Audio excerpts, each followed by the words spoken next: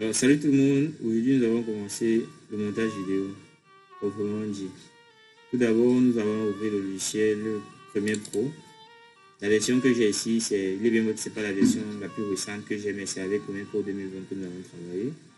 Parce que le travail qui s'est fait la dernière fois, s'est fait avec Premiere Pro. Alors tout de suite, nous allons plus faire les prérequis, parce que je pense que nous avons déjà exploré le logiciel. Et nous savons tous comment créer un nouveau projet. Voilà, je vais y aller vraiment très vite. Que je vais appeler cette fois-ci montage vidéo. Je pense que c'est sur le montage vidéo que nous avons fait cette fois. Alors, pour faire le montage vidéo, comme vous le savez tous, Premiere Pro s'ouvre de cette manière. Premiere Pro nous présente cette interface qui est l'interface d'accueil de Premiere Pro, n'est-ce pas? Alors, pour que nous soyons avec les mêmes paramètres d'observation, j'aimerais que chacun se rende sur l'onglet montage. Vous avez vu que l'interface a changé. Une fois que nous sommes sur l'onglet montage, nous avons la possibilité de faire le montage de manière fluide. Et tout commence par l'importation des rushs. Pour importer les rushs, vous savez, nous avons plusieurs astuces. Et nous avons commencé par aller dans le panneau média. Nous avons double-cliqué. Une fois que c'est fait, nous avons nos explorateurs de médias qui nous envoient directement dans le contenu de nos disques durs. Alors ici, il me présente deux disques durs. J'ai le disque C et le disque E. Le disque C ici, c'est le disque de la machine avec laquelle je travaille. Et le disque E, c'est un disque Ethernet SSD que j'ai eu à mettre parce que c'est à l'intérieur que j'ai les rushs. Alors, j'entre dans mon disque. Une fois que je suis dans le disque, ici c'est l'explorateur de disques. Nous avons nos contenus là. Et je m'en vais chercher les rushs. Moi par exemple, mes rushs se trouvent dans documentaire. Et j'ai D1, D2, ce sont des rushs que j'ai enregistrés de manière préalable pour un événement de documentaire et ça a été enregistré. Les dossiers sont stockés par jour. Donc je vais prendre un jour de manière aléatoire avec lequel nous allons travailler. Donc je préfère D3.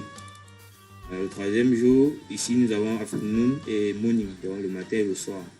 Donc en étant que nous prenons le matin. Ici nous avons les caméras, parce que les rushs ont été filmés avec plusieurs caméras. Donc déjà, en voyant cette manière de structurer les informations, que cela vous aide.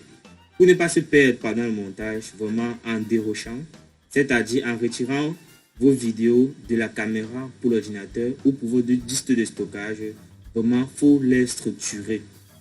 Vous remarquez que même la caméra qui a pris la vue est enregistrée dans son dossier à part. Bon, ici, nous allons travailler avec la Mark 4. Qui est la 5D. Nous avons les rushs de la Mark 4 qui sont plusieurs vidéos. Ok, nous sommes plusieurs vidéos. Alors bon, j'ai envie de copier, d'exporter tout le dossier de la Mark 4. Je ressors. Quand je ressors, je revois ici. Il y a la possibilité d'importer tout le dossier. Une fois que je suis dans le dossier, vous voyez que ce n'est plus possible. Ça devient gris. Vous voyez que ce n'est plus possible. Parce que je suis dans le dossier. Il n'y a pas un autre dossier à l'intérieur. Alors, lorsque je ressors, j'ai la possibilité d'importer tout le dossier. Alors importons tout le dossier pour mieux avoir du contenu à travailler avec. Importons tout de suite, en un seul clic on importe. Alors ça c'est la préparation de l'importation. Cela va durer en fonction de la capacité de vos machines. Donc le temps à prendre pour importer les rushs dépend déjà du poids du fichier que vous importez et également de la performance de la machine. Bon. Une fois que le dossier est importé, nous pouvons explorer nos rushs ici. Et c'est que ça, c'est une procédure que nous avons déjà fait. Je crois que vous avez déjà appris comment importer un dossier, comment importer un fichier de votre disque pour Premiere Pro. Donc ici, j'ouvre et il vous est dit qu'en double-cliquant à ce niveau, nous avons la possibilité d'agrandir le panneau et mieux l'explorer. Et nous avons plusieurs modes de visualisation ici. Ça, c'est le mode liste. C'est pour ça que ça s'apparaît de cette manière. Nous avons le mode écran. Cette icône, voilà, nous avons la possibilité d'explorer en mode écran. Et je vous ai dit que lorsqu'on survole sur le mode écran, nous avons la possibilité déjà même de lire. Nous avons la possibilité de lire la vidéo, de savoir, d'avoir une idée du contenu de la vidéo. Voilà, ça c'est le mode écran. Et c'est souvent également très facile de savoir la vidéo même que nous voulons importer. Alors, sans plus tarder, nous allons tout de suite créer une séquence. Ici, l'image a déjà les caractéristiques de la séquence dont j'ai besoin. Parce que ça a été filmé en Full HD, en 25 images par seconde. Donc je sais que si j'importe une image là, une vidéo, d'ici pour la timeline, déjà ça me crée automatiquement une séquence. Si vous avez remarqué, Si vous avez remarqué ici, la séquence est créée. La séquence est créée à ce niveau. Voilà. Attendez, je mets le mode liste. Voilà, vous avez remarqué que j'ai cette séquence ici là. Alors, on peut la renommer. J'appelle ça séquence montage. J'appelle séquence montage par exemple. Alors, nous allons travailler la séquence montage.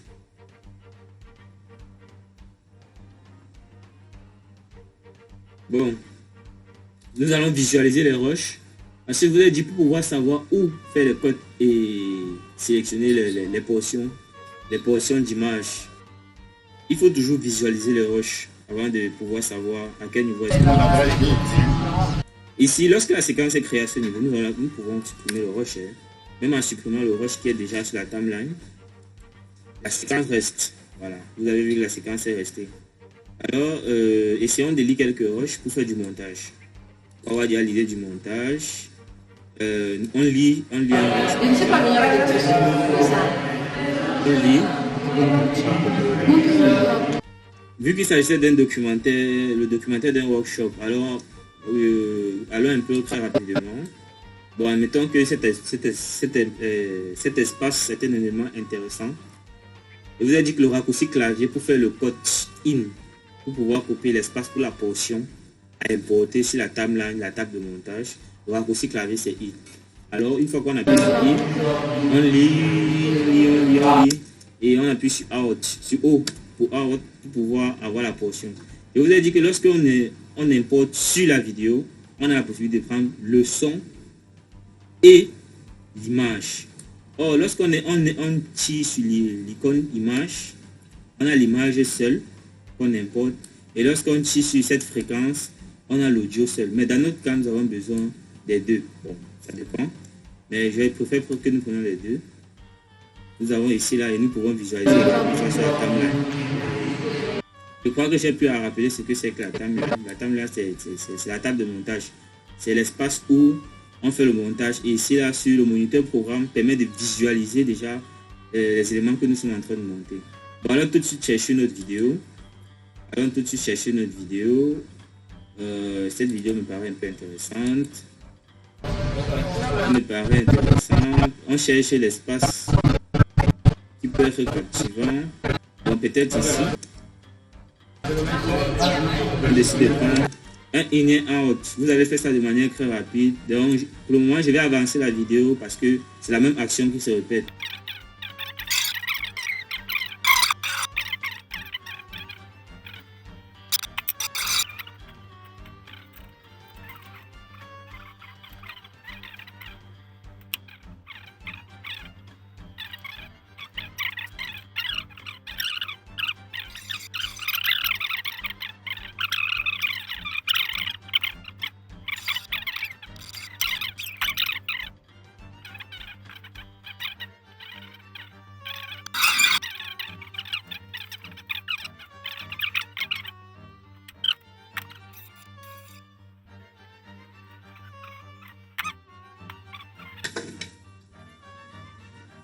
Bon, une fois que nous avons effectué les différents codes qui nous permettent de délimiter les rushs de vidéo, les segments de vidéo que nous allons prendre pour le montage, nous avons la possibilité de... Ok, je suis pour la rue souvenir à ça. Ici, on peut voir, ici, là, au niveau du moniteur programme, on peut visualiser le travail qui est effectué ici sur la table. D'accord, directeur de la Ligue Académie des Beaux-Arts de Loire.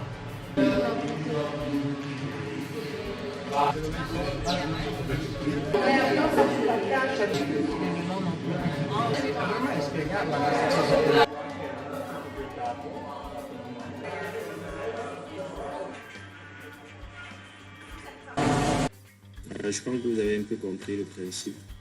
Alors, étant donné que c'est un documentaire, nous allons prendre un système log. Vous allez essayer de présenter les images et pour ma part, je ne souhaite pas pour ceci, pour ce cas particulier. Je travaille avec les audios de la vidéo. Alors, pour supprimer, parce que je vous ai montré tout à l'heure comment est-ce qu'on pouvait importer uniquement la vidéo et ne pas prendre le son audio. Mais sachez qu'une fois que la vidéo a été portée avec l'audio, nous avons la possibilité, une fois de plus, de pouvoir supprimer l'audio. Alors, nous allons procéder par deux méthodes pour pouvoir supprimer directement les différents audios de toutes les vidéos une fois au même moment. Parce que sinon, nous pouvons tout simplement venir faire un clic droit sur le rush. Parce que vous avez supprimé ça, sélectionné ce rush, on fait un clic droit, il nous apparaît cette boîte de dialogue. Alors dans cette boîte de dialogue, nous avons la possibilité de rompre les liens, le lien qui est entre l'audio et la vidéo. Parce qu'en fait, l'audio et la vidéo ici là sont liés. Vous voyez, l'audio est lié avec la vidéo. Et ici, nous avons les deux. Et nous pouvons tout simplement rompre ces liens. Une fois que les liens sont rompus, nous remarquons que la vidéo est séparée de l'audio. La vidéo est séparée de l'audio. Nous pouvons tout simplement supprimer l'audio. Une fois que c'est fait, si nous nous mettons en mode lecture, nous voyons une vidéo miette. Voilà. Maintenant, pour que l'action soit faite sur toutes les rushs d'audio au même moment, nous allons venir là, on sélectionne tout, ou on fait tout simplement CTRL A, on sélectionne tout, également on vient faire un clic droit, et on rompt d'abord les liens. Tous les liens sont rompus. Et si vous avez remarqué, ici nous avons les vidéos sélectionnées. Or, nous avons besoin de sélectionner les audios pour supprimer. Et c'est fait. Donc ici, nous avons les mêmes vidéos, mais plutôt sans son. Ceci nous permettra, dans ce cas, de mettre nous-mêmes notre propre son, la musique que nous souhaitons mettre pour un son de fond. Voilà. Donc, une fois que c'est fait, ça c'est la première étape de découpage. C'est la première étape de découpage des roches. Alors, la deuxième étape, ici, c'est d'y attribuer, je dirais, un test, par exemple. Un test. Pour cette interview, nous allons peut-être commencer. Bon, je vous ai fait comprendre que cet outil, la dernière fois, permettait de faire basculer toute la piste. N'est-ce pas? Alors, pour administrer un test à une vidéo, nous avons l'outil test, on sélectionne l'outil test et on va sur cet espace pour saisir le test. Nous allons saisir n'importe quoi, je dirais welcome par exemple, je dis n'importe quoi, on saisit pour évoluer. Welcome, c'est-à-dire bienvenue. Alors, nous pouvons centraliser notre test. Nous pouvons centraliser notre test. OK. Nous pouvons centraliser notre test. Et maintenant, ici, dans l'option d'effets, nous avons la possibilité d'appliquer les effets à nos tests, par exemple. Voilà. Nous pouvons changer sa police en sélectionnant le test. On a la possibilité, quels sont les effets de test, de changer sa police. Ici, allons sur Montserrat. Montserrat, je dirais italique, bold italique, semi-bold italique par exemple. Avec la police à changer. Ok. Nous avons la possibilité de jouer avec sa position. Ok. Et on veut la centraliser. On veut qu'elle soit au centre. Ok. Nous avons pas mal d'options. Nous pouvons y attribuer un fond, une couleur au choix. Allons par exemple sur un vert, non, sur un bleu par exemple. Voilà, vous avez vu que le test a changé. Ok, ainsi de suite. Pour optimiser un contour, il faut cocher d'abord la cage. Voilà, pour que le contour soit pris en charge. Vous pouvez administrer un contour. Je dis n'importe quoi, blanc. Ok, ici c'est la valeur du contour. Plus vous allez augmenter, vous allez voir que le contour est en train de prendre de l'ampleur. Voilà. Ainsi de suite, ça ce sont les différentes options que nous allons mettre sur le test. Alors, le test ici à ce niveau est sur la vidéo. Nous pouvons décider à quel niveau le test apparaît sur la vidéo, ok, et à quelle position. Donc, je souhaite bien que le test apparaît à ce niveau, mais aussi que, je crois que je vous ai fait comprendre qu'à ce niveau, on a la possibilité de zoomer sur la timeline. Je souhaite qu'on commence à voir le directeur avant le test, c'est-à-dire, il parle, le test apparaît, voilà, welcome, et à un certain niveau, le test repart. Parce qu'en fait, le directeur, moi, j'ai choisi son rush au départ comme rush d'introduction. Donc, du coup, il est là, on voit un welcome. Comme à la place de welcome, vous pouvez mettre n'importe quoi, cela dépendra de votre créativité ou de n'importe quoi. Voilà, donc, en dehors de ça, nous avons les effets. Sachez qu'une vidéo qui commence de cette manière, c'est brut. Il faut une transition. Okay? Cette transition, s'il est très brute et n'est pas agréable pour un début de vidéo. Alors, allons dans les options, allons dans les effets. Lorsqu'on clique sur effets, nous remarquons tout de suite que la configuration de l'espace de travail change. La configuration de l'espace de travail change et nous avons besoin d'une transition. Alors, on part dans transition vidéo, fondu, et besoin d'un fondu enchaîné. Pour administrer une transition sur un rush, on clique, on maintient, on porte la transition, effet, on vient déposer. Alors, nous pouvons l'observer. Vous remarquez que c'est moins brut. Ok, ça devient subtil, ça s'ouvre. Et nous pouvons mettre cette même transition à la fin. C'est un effet assez sympa de fin. Et une vidéo qui finit par toujours une transition. Une vidéo, voilà, vous avez vu comment ça finit. Donc du coup, ce choc-là, c'est plus assez considérable. Ok. Bon. Après avoir géré la partie des transitions, vous pouvez mettre les transitions, voici les différentes types de transitions que vous avez. Vous pouvez explorer. En dehors des fondus, il y en a autant. Il y a plusieurs transitions, il y a déplacement de plans, il y a page de tournée, tout ça en sens. Ce sont des différentes transitions. C'est à vous de porter de la même manière et de mettre pour découvrir, pour explorer. Pour que la vidéo ne soit pas longue, nous allons pas entrer dans tous ces détails. Ok. Et maintenant, nous allons passer à l'étape de l'étalonnage. Je vais étalonner 1, 2, 3 roches et vous allez comprendre le principe. Alors, c'est quoi l'étalonnage? L'étalonnage, c'est le fait de corriger les couleurs des roches. Par exemple, quand nous avons un roche, je prends un exemple comme ce roche-ci, qui nous présente pas mal de lumière à l'extérieur. Sachez que nous avons la possibilité de corriger ces lumières-là. Alors, dans cet effet, ou dans couleur, n'est-ce pas? Dans couleur, déjà on peut réduire la balance des blancs. Si la balance des blancs a peut-être géré au départ. Ok. Maintenant, on peut gérer l'exposition, la teinte, la saturation, la température. Ici, là, on peut décider d'aller un peu dans le chaud. Il suffira de pousser un peu dans le chaud ici, à ce niveau. Vous avez vu que tous les roches sont en train de changer, non? Je veux qu'on travaille sur un seul roche, celui-ci. Voilà. Alors, si on va dans le chaud, regardez, vous voyez que ça apparaît. Si on part dans le froid, là on a chaud, froid. C'est à vous de chercher la température qui vous convient en fonction du message que vous voulez souhaiter transmettre. Sachant que toutes les teintes, toutes les températures ont des messages, ont des symboliques. Alors ici, je trouve que c'est un peu surexposé à l'intérieur. Je baisse légèrement l'exposition.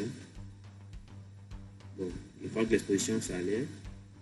Je baisse très légèrement l'exposition. Ok. Le contraste, je remonte un peu avec le contraste. Voilà. Vous avez vu que ça donne un peu plus d'éclat. Les tons clairs, je baisse un peu parce que en fait c'est cette vibrance que je souhaite diminuer. Je baisse un peu les tons clairs.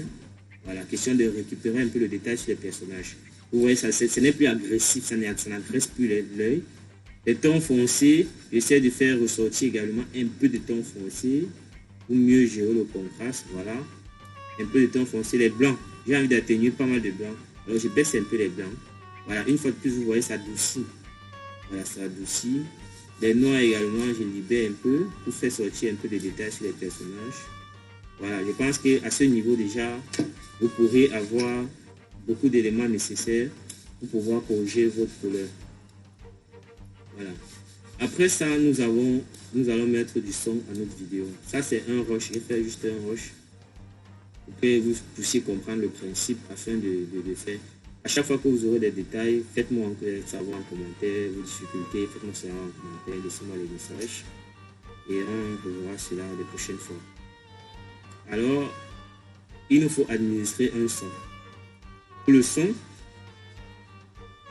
il faut télécharger un son qui vous convient en fonction des émotions que vous souhaitez transmettre et l'importer. Moi, j'ai déjà téléchargé le son que je souhaite utiliser. C'est un son de vlog et nous allons tout ça. Je sais pas, bon, voici ça. Une musique de vlog, on peut la lire. On peut la lire, pourquoi pas.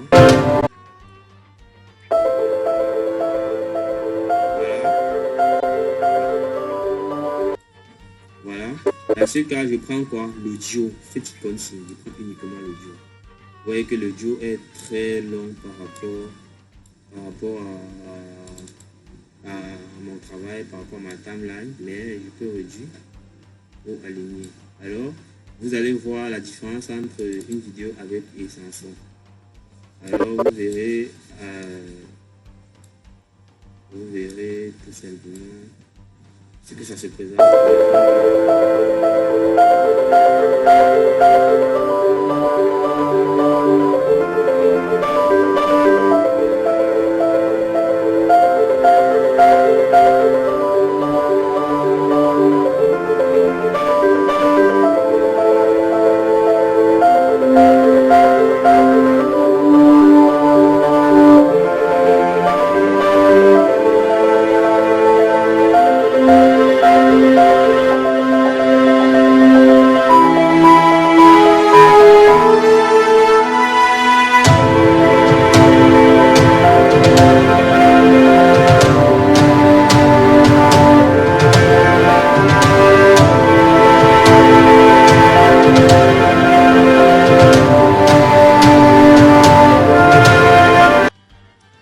Maintenant, autre chose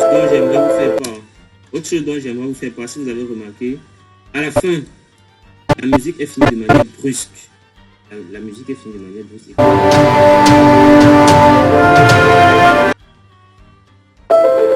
Vous avez remarqué, c'était brusque. Alors, comment faire gérer un audio en fondu? Alors, allons sur notre timeline, zoomons. Ici, zoomons sur l'audio, on écarte l'audio, ok. On a cette barre. Cette barre nous permet déjà de gérer les volumes en audio. Vous verrez que si j'augmente, allez, pourtant d'accord. Ok, si je monte, ça va saturer. Voilà. Si je descends, je m'avais plus bas. Voilà, il faut savoir déjà à la base que cette barre permet de gérer le volume. Alors pour que le volume finisse à la fin en fondu, nous allons utiliser notre petit plume raccourci clavier P. Nous allons venir faire des points d'ancrage. Ici on peut faire tout simplement un point d'ancrage et on fait descendre l'audio progressivement. On fait descendre le volume en fait, le volume de l'audio progressivement pour que en fait la fin ne soit pas brusque. Ok, que la fin ne soit pas brusque parce que la fin peut être brusque. Ok, pour éviter que la fin soit brusque, on peut venir là, on diminue ça progressivement. Et maintenant, ça donne ceci.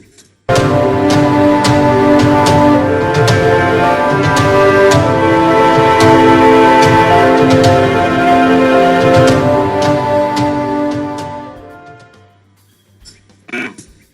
Vous avez compris que en fait, déjà, l'audio déjà vous aide à comprendre qu'en fait, nous sommes en train de chuter. La rupture n'est pas très brusque. Ça ne fait pas choc. Alors je crois que c'est toute cette vidéo. Ici c'est comment est-ce qu'on monte une vidéo dans Adobe Premiere Pro. Si vous avez des préoccupations, des questions ou des suggestions, n'hésitez surtout pas à me les faire savoir en commentaire. Et également, la prochaine fois nous allons travailler sur des prochains thèmes dans Adobe Premiere Pro. En ce qui concerne également le montage vidéo. Portez-vous bien. Bye bye, c'était le tacticien.